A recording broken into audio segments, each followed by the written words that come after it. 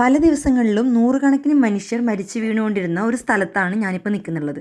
Just ഒന്ന് imagine ചെയ്ത് നോക്ക്, നമ്മുടെ മുന്നിൽ മനുഷ്യരെ മൃഗങ്ങൾ കടിച്ചു കീറുന്നു, അല്ലെങ്കിൽ രണ്ടുപേർ തമ്മിൽ മരണം വരെ യുദ്ധം ചെയ്യുന്നു. ഇതൊക്കെ കണ്ട് ആരവം മുഴക്കാൻ 1,00,000 ജനങ്ങൾ. അതെ, ഇതാണ് കൊളോസിയം, ലോകത്തിലെ ഏറ്റവും ക്രൂരായ അല്ലെങ്കിൽ ഏറ്റവും കൂടുതൽ രക്തം ചീന്തിയ ഒരു എന്റർടൈൻമെന്റ് സ്പോട്ട്. റോമിലെ ഏറ്റവും വലിയ ലാൻഡ്മാർക്കാണ് ഈ കൊളോസിയം. സിമ്പിളായി പറഞ്ഞാൽ ഇത് പണ്ടത്തെ ഒരു മെഗാ സ്റ്റേഡിയം ആയിരുന്നു. ഇവിടെയായിരുന്നു നമ്മൾ വീഡിയോസിലൊക്കെ കാണുന്ന ഗ്ലേഡിയേറ്റർ ഫൈറ്റ്സ് നടന്നിരുന്നത്.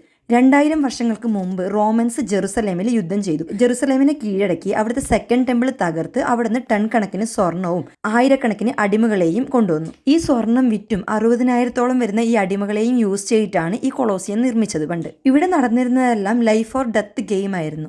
ഗ്ലേഡിയേറ്റർ എന്ന് പറയുന്നത് മോസ്റ്റ്ലി അടിമകളായിരുന്നു. സാധാരണ ദിവസങ്ങളിൽ 4-5 പേരോ അല്ലെങ്കിൽ ഫെസ്റ്റീവ് സീസണിലൊക്കെ 100 കണക്കിന് ആളുകളാണ് ഇതിനകത്ത് മരിച്ചു വീണുകൊണ്ടിരുന്നത്. ഓരോ കളിത്തട്ടിലും 10,000-ഓളം മൃഗങ്ങളെ വരെ കൊലപ്പെടുത്തിയിട്ടുണ്ടെന്നാണ് പറയുന്നത്. ഇനി നമുക്ക് കൊളോസിയത്തിന്റെ മുകളിലെ ഭാഗത്തോട്ട് പോകാം.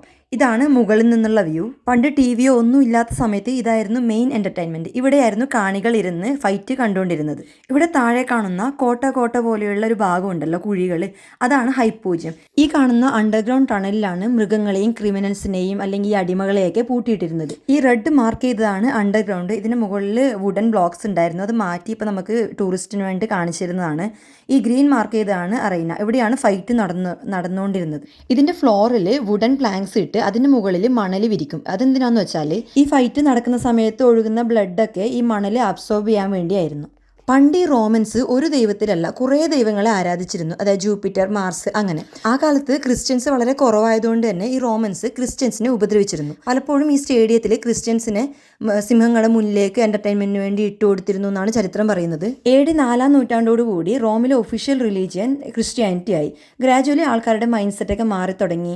മനുഷ്യന്മാരെ മൃഗങ്ങളെ പോലെ കൊല്ലുന്നതൊക്കെ അണെത്തിക്കലാണെന്ന് ആൾക്കാർ മനസ്സിലാക്കി തുടങ്ങി. നമ്മളിപ്പോൾ കാണുന്ന കൊളോസിയം ഹാഫ് ബ്രോക്കൺ ആണല്ലേ. ഇതെങ്ങനെ സംഭവിച്ചു എന്നറിയോ? ഇതിന് പല കാരണങ്ങളുണ്ട്.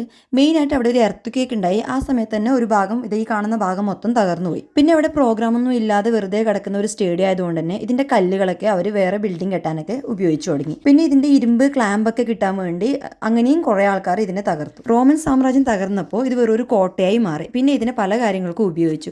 കുറെ വീടുകളൊക്കെ വന്നു, ഷോപ്പുകൾ വന്നു. പിന്നെ ഇത് കാടൊക്കെ പിടിച്ച് പശുവിനെയൊക്കെ മേയ്ക്കാൻ തുടങ്ങി. അങ്ങനെയൊക്കെ ആയി മാറി. പിന്നെ ഈ മോഡേൺ ടൂറിസം തുടങ്ങുന്നത് 19th സെഞ്ചുറിയിലൊക്കെ ആണല്ലോ. അങ്ങനെ ഈ ആർക്കിയോളജി ഡിപ്പാർട്ട്മെന്റ് ഒക്കെ ഇടപെട്ട് ഇവിടുത്തെ മണ്ണും കാടൊക്കെ മാറ്റി ക്ലീൻ ആക്കി. ഞാൻ ഈ 7 വണ്ടേഴ്സ് ഓഫ് ദി വേൾഡിൽ ഒന്നായിട്ട് കൊളോസിയത്തെ പറ്റി കേട്ടു എന്നല്ലാതെ ഇതിന്റെ പിന്നെ ഇത്രയും വലിയൊരു ഹിസ്റ്ററി ഉണ്ടെന്ന് ഇപ്പോഴാണ് മനസ്സിലാക്കിയത്. ജെറുസലേമിലെ സ്വർണവും ഗ്ലേഡിയേറ്റേഴ്സിന്റെ ചോരയും അതൊക്കെ കഴിഞ്ഞ് പശുവിനെ കെട്ടുന്ന ഒരു തൊഴുത്തിൽ നിന്ന് ലോകത്തിലെ ഏറ്റവും വലിയൊരു ടൂറിസ്റ്റ് അട്രാക്ഷനിലേക്കുള്ള ഈ മാറ്റം.